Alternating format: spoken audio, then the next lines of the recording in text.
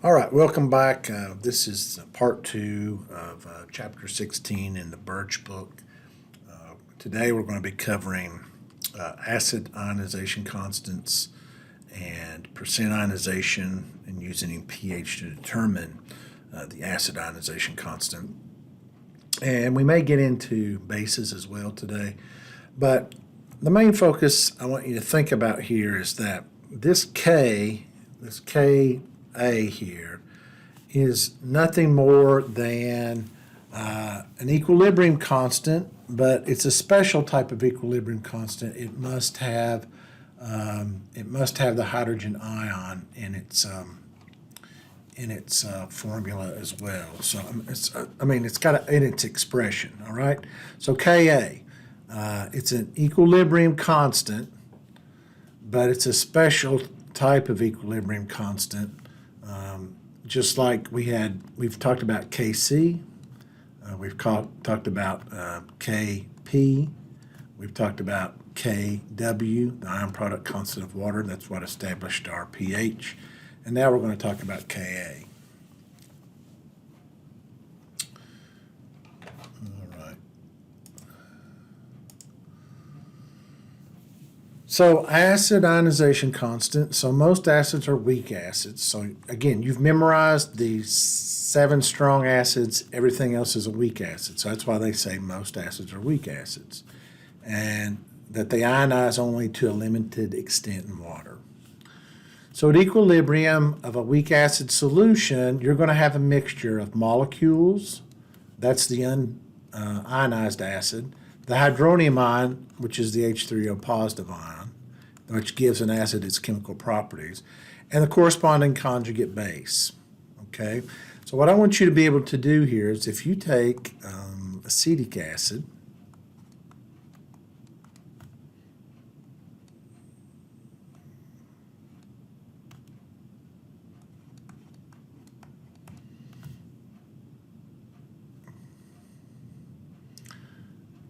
and then that would ionize into the acetate ion.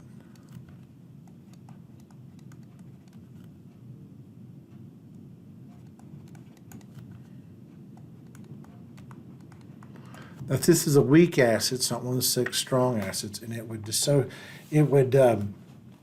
so all the molecular part, the molecules are present at equilibrium. The hydronium ion, if I showed that with water, that would be H3O positive.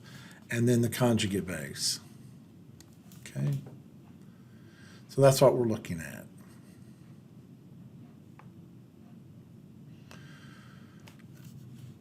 So the degree which a weak acid ionizes depends on concentration of the acid and the equilibrium constant. And remember, the only thing that's going to affect the equilibrium constant, which is K, is temperature. And then to say we're specifically looking at an acid equilibrium constant, we call that Ka.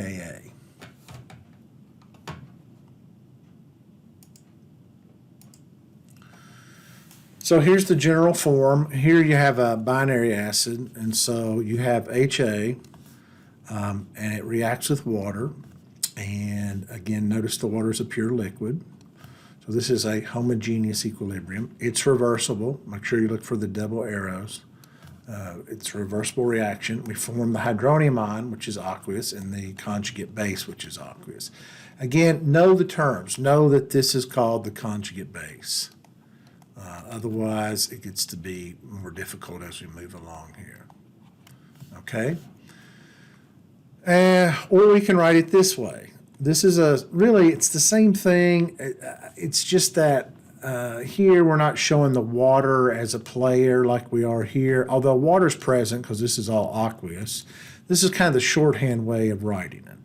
Okay, so know that we use these interchangeably, and a lot of times we like the bottom one, even though we know, according to Bronsted, that what's going on here, this acid's donating a hydrogen ion to the water is becoming the hydronium ion, and then what's left over of the acid is its conjugate base. So that's what we're doing here. Here we're just simplifying it. So Each one has its own expression. If you want to do it this way, it's this expression. If you want to do it this way, it's this expression. Notice in both expressions, water is not present in the expression because it's a pure liquid. It's integrated into the equilibrium constant, or technically this is called an acid ionization constant. I do want you to know what is that.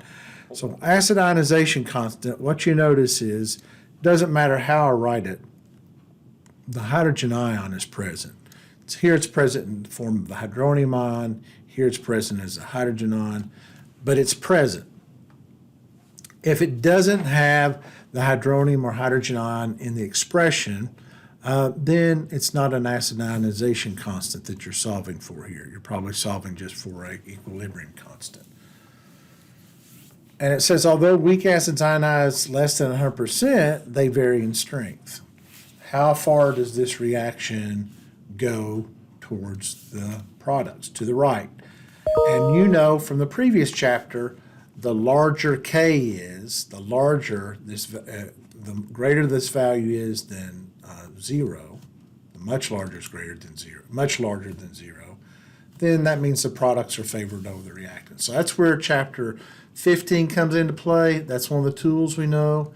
If we're looking for acids that lie over in this direction to their products, K has to be fairly large. The smaller K is, the more the reactants are favored over the products.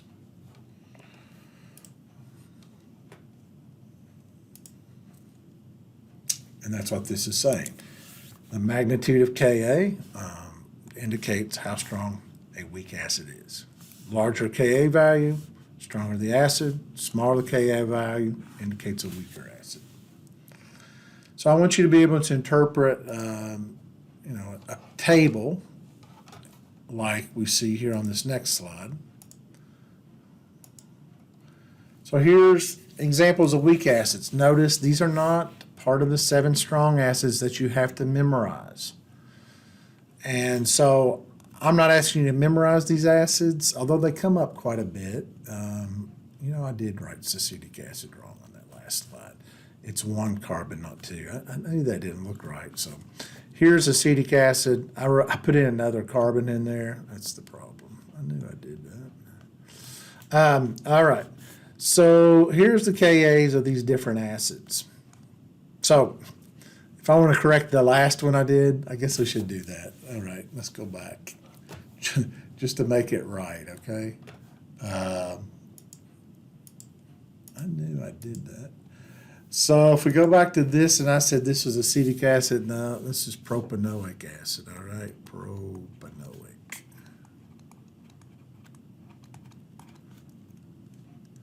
Acid.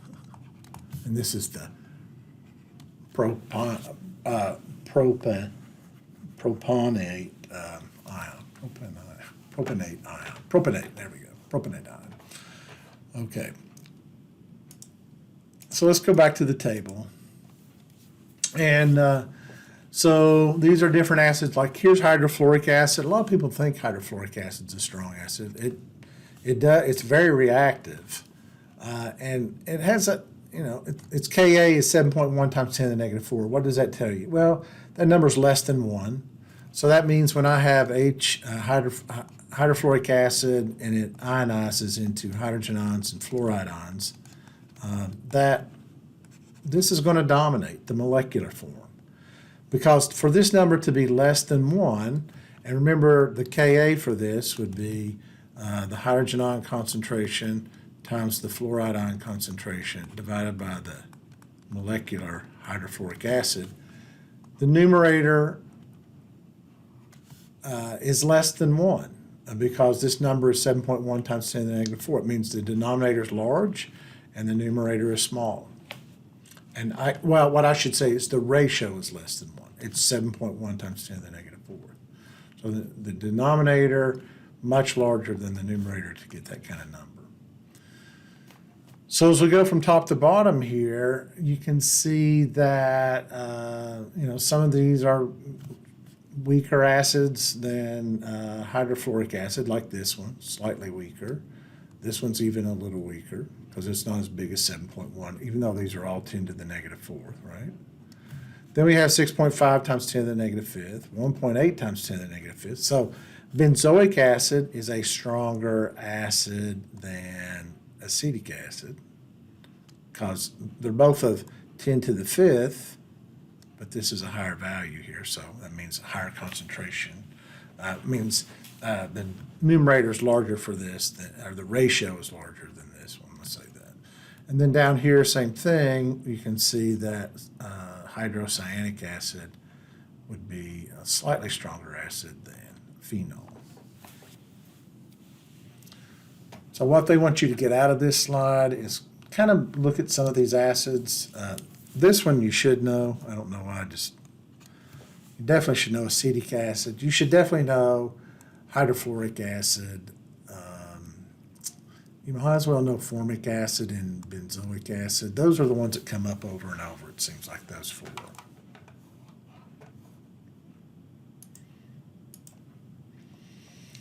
All right, so then, again, from chapter 15, we did ice tables. You're going to do an ice table here. So you have the acid, this is called the molecular acid, reacts with water, forms a hydronium ion, and the fluoride ion.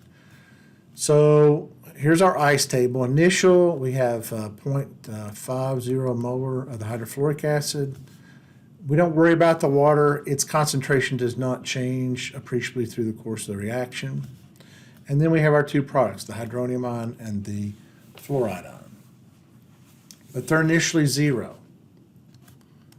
All right, what did we learn from the last chapter? You calculate the reaction quotient. You know the reaction quotient is less than K because the reaction quotient looks just like this, only it's non-equilibrium conditions. And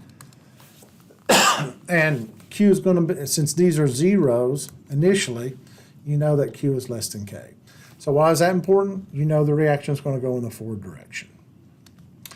So now knowing this is going in the forward direction, and you have a balanced chemical equation here, it's all 1 to 1 to 1, you're going to lose X amount of the hydrofluoric acid, you're going to gain X amount of the hydronium ion, X amount of the fluoride ion. So if we add the initial and the change, we get equilibrium. So we have 0.50 minus X for the change in the hydrofluoric acid. We have X gained to the hydronium ion and X gained to the fluoride ion. We plug those into the equilibrium expression.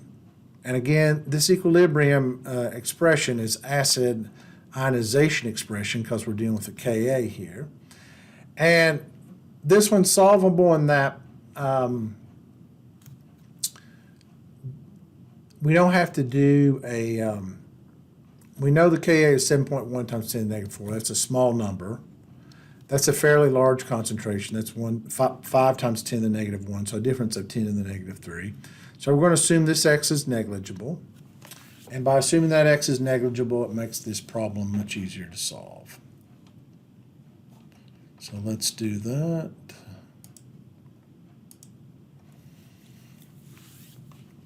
So we assume this X is negligible. Why? Because this is such a small number and there's at least 10 to the third difference between the initial concentration of the acid and this acid ionization constant. So then we get X squared over 0.5. I don't know what this is. This is a typo here. And then we solve for X squared and we get for an answer 1.9 times 10 to the negative 2 molar. All right. Now, I see a lot of students stop right here and say, I'm done, I'm finished. No, you're not finished yet. That just determines what X is. All right, let's go back and show you what you just solved for. You solve for X. So X is equal to the hydronium ion concentration. It's also equal to the conjugate base, but we're not focused on that. We're focused on this. Okay, so X equals what we just solved for. Oops. All right. 1.9 times 10 to the negative 2. We can solve for all the concentrations now. That's what we did. So the 1.9 times 10 to the negative 2, we subtract that from the original concentration of the hydrofluoric acid. We get 0.48. This is how much hydronium ions formed, the exact same amount of fluoride ions formed. If I take a negative log of the hydronium ion, I get the pH, and the pH 1.72. Okay, not bad, not hard, fairly easy to do. Now, one of the questions they ask for a lot of times is, what is the percent ionization? Because that gives us an idea of how strong the acid is, percent ionization. So let me show you how you solve for that.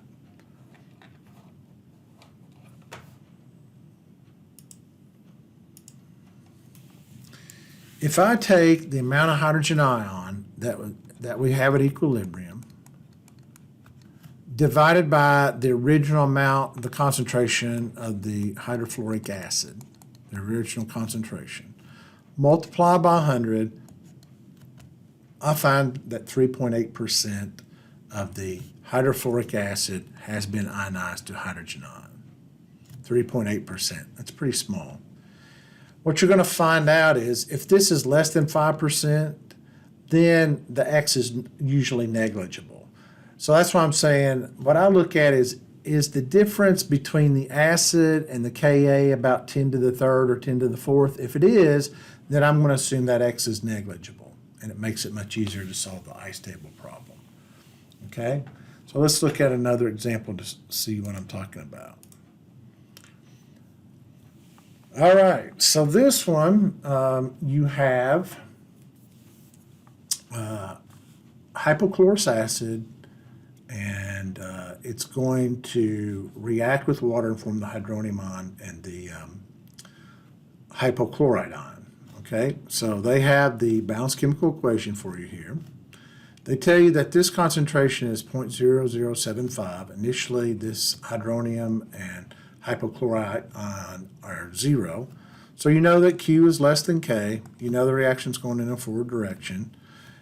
This is all 1-to-1, so you're going to lose X amount of the acid, molecular acid. You're going to gain X amount of the hydronium ion, X amount of the hypochlorite ion. We add these together, and we get these equilibrium values. So then, let's go to the next slide. So this is ice table stuff. Again, chapter 15. We're just applying it to acids. So when we plug this into the expression, the products over the reactant, the question is this X negligible? So if you look at this, you would have 7.5 times 10 to the negative 3. And I look at this and I go, that's 10 to the negative 8th, and so that's a difference of 10 to the 5th. And if it's 10 to the 4th or larger, this X is always going to be negligible, all right? So the difference here is 10 to the 5th. I know that X is negligible.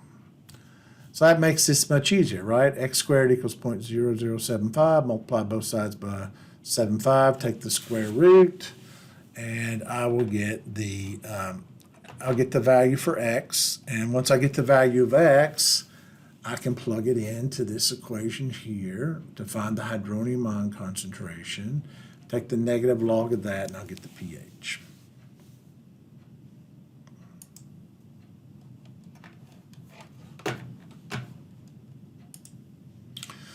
Okay, so they get this value here for X, and yeah, this is supposed to be up here, negative 5th. This is a typo there, all right? If I take the value of the hydrogen ion divided by the original concentration of the acid multiplied by 100, it comes out to be less than 5%. So the approximation is fine. If this is 5% or greater, then you're going to have to do an ice table. You're going to have to do the FOIL method, because you're going to get X squared over 0.55 minus, or whatever it was, the original constant, 0.0075 minus X, and then that's set equal to Ka, and you have to set it up like a quadratic. But because this is less than 5, I don't have to do a quadratic. I can plug this value in for X into the pH equation and find out that the pH of my acid is going to be, at equilibrium, 4.79. Okay? So that's what we've been doing. We're doing equilibrium expressions like we did in chapter 15. We're doing equilibrium expressions for acids only. The equilibrium constant is now called the acid ionization constant, Ka. We do an ice table. We look at the difference between the original concentration and Ka. If it's 10 to the fourth or greater, then we can make the approximation that X is negligible. Again, it's 10 to the fourth, and we have really small numbers for Ka, because that tells us the reaction's not going to the right or to the products very much. There's not going to be much change in concentration, which makes this X negligible, which simplifies this equation, which makes it easier for us to get to an answer.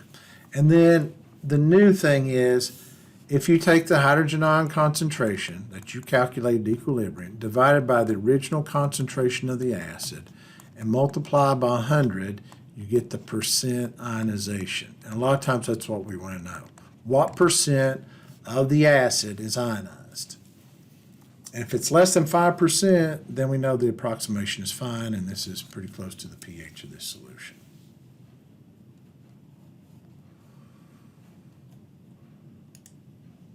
All right, so what does that mean? Well, it means this, that the acid, percent ionization 100%, that'd be a strong acid. As long as we're somewhere in here, less than a strong acid, then we're dealing with a weak acid. And then notice, at some point, we don't reach zero, we reach something close to zero there. So make sure you know this equation. You may be asked to calculate percent ionization. That's just the equilibrium concentration of the acid divided by the initial concentration of the acid. And technically, it's just multiplied by 100, and that becomes a percent. That's the only thing I will say that's incorrect there. This author does that over and over. All right, so here we go. It says determine the pH and percent ionization for acetic acid. Solutions at 25 degrees Celsius, remember that's what equilibrium constants and rate constants are dependent upon, temperature, and they give us different concentration values. And they tell us that they may not tell you this. If they don't tell you the acid ionization constant up here in your problem, that means you got to go look in a table. So that table that I showed previously, you're going to have to look at a table in your book and find out what the Kas are, all right? So don't forget that. You are going to have to look in a book there. All right, so let's set up the problems.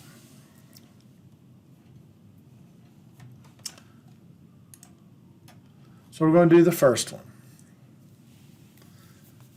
So initially we have this, 0 of the hydronium ion and the acetate ion. We know that Q is less than K because of that. Q is equal to 0, which is less than 1.8 times 10 to the negative fifth. So we know the reaction is going to go in the forward direction. So that means we're going to lose X amount of the acid. We're going to gain X amount of the hydronium ion, X amount of the acetate ion, and here are my equilibrium values. All right, so I plug in the values. I'm going to assume the X is negligible. Is that a good assumption? This is 1 times 10 to the negative, 1.6 times 10 to the negative 3. This is 1.5 times 10 to the negative 1. Not much of a difference. And that's what I solved for when I solved for X. That's what I got. All right. So I take X divided by the original concentration multiplied by 100. I get 1.1%. Well, that's less than 5%, so the approximation holds that this X is negligible. So that's why I jumped to this first, because if this is less than 5, then I know this X is negligible. I don't have to worry about it. And that simplifies. It's going to be X squared over 0.15 molar equals 1.8 times 10 to the negative fifth, the Ka for the acid. Makes it easy to solve for X. That's what we get. Plug that into the pH equation, and we find out the pH is 2.78. That's an easy one. As long as the ionization is less than 5%. All right, so we do it the next way. the next one is if you plug in the 0.015, so the original concentration is less than, by a factor of 10 than the other one, 0.15. And if you solve for x, assuming the approximation holds, you get 3.5%, and you go, oh yeah, that works. As long as it's less than 5, then the x is negligible. But in the last one, you can assume the x is negligible, and you would solve for that, and you would get this, and then you multiply by 100, and you go, oh, I get 11% here. If you get 11% for this, that means, hey, you got to go back and do the quadratic. This isn't going to work. All right? So you have to use the quadratic because your percentage is going to come out to be greater than 5 or greater percentage. You have to use the quadratic in order to get a more precise answer. So, worked great for 0.15, worked okay for 0.015, but 0.0015 molar concentration of this acid with that Ka of 1.8 times 10 to the negative fifth, it's not going to work, and you're going to have to use the quadratic.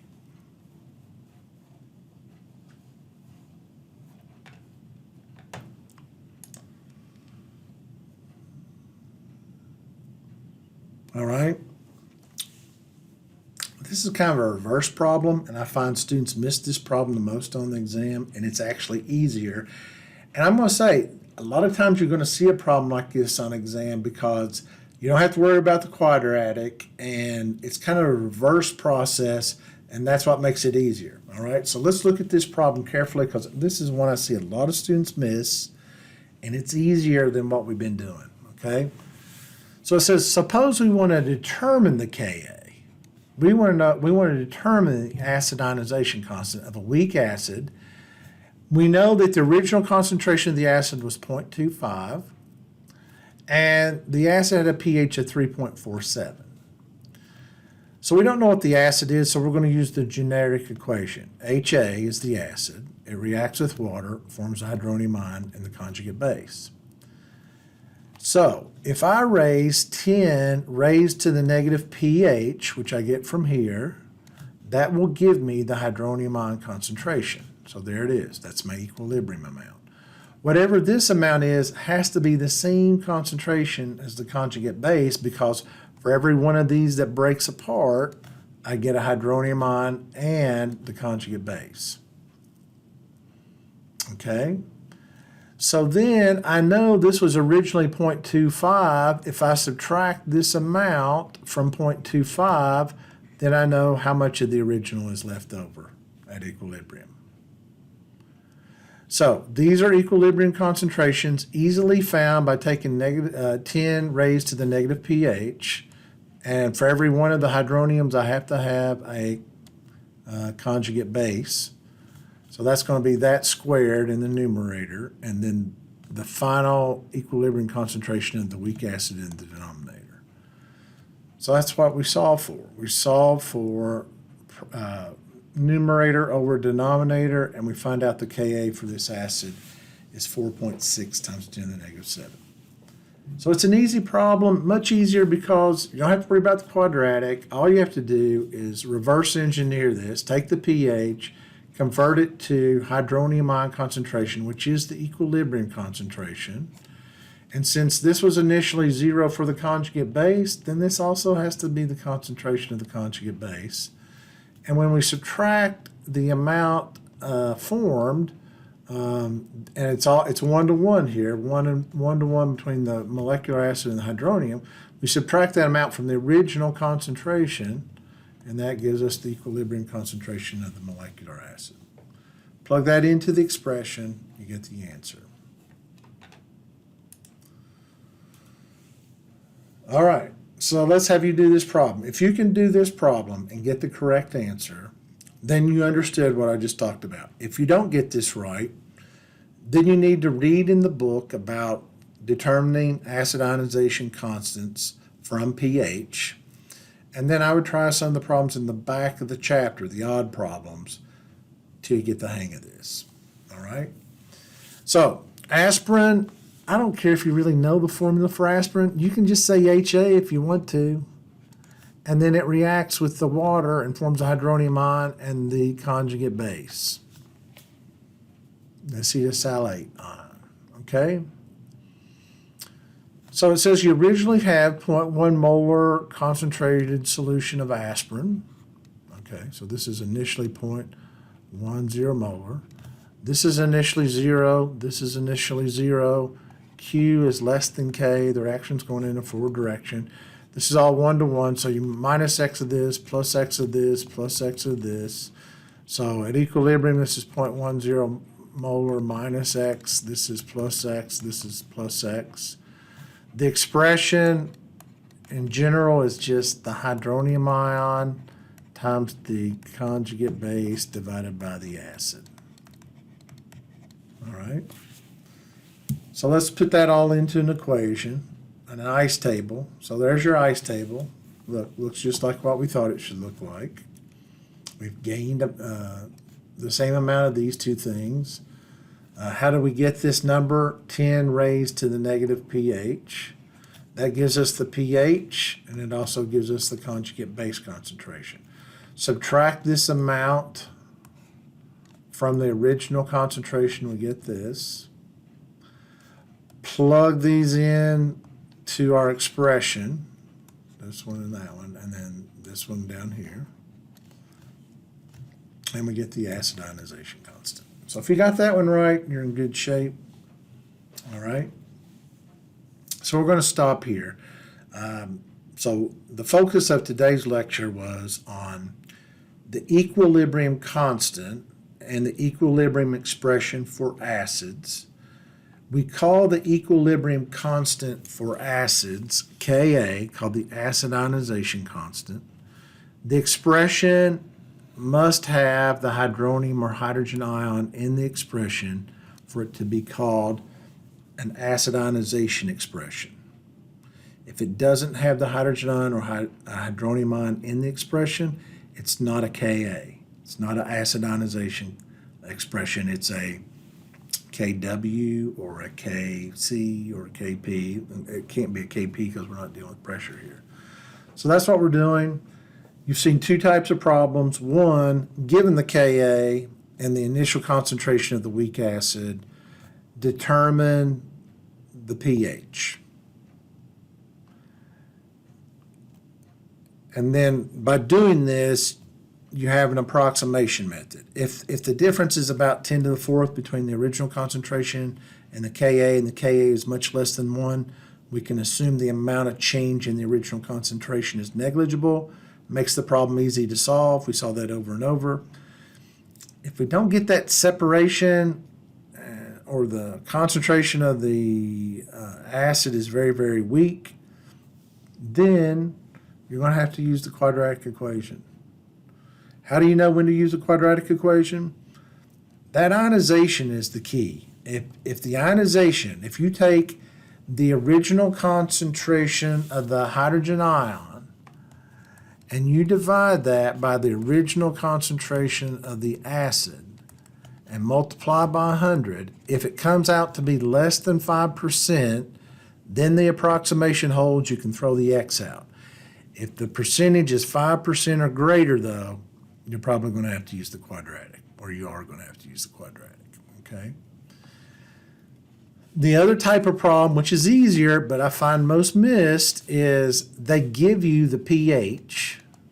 They tell you that they give the original concentration of the acid, and they give you the pH of the solution. Well, pH is measured at equilibrium, so the pH is 2.27, and you can reverse that to hydrogen ion concentration using what we learned in chapter, in section 1 of this chapter, which is 10 raised to the pH gives me the hydrogen ion or hydronium ion concentration. So once we have this, then we also know that has to be the concentration of the conjugate base if these initially were both 0.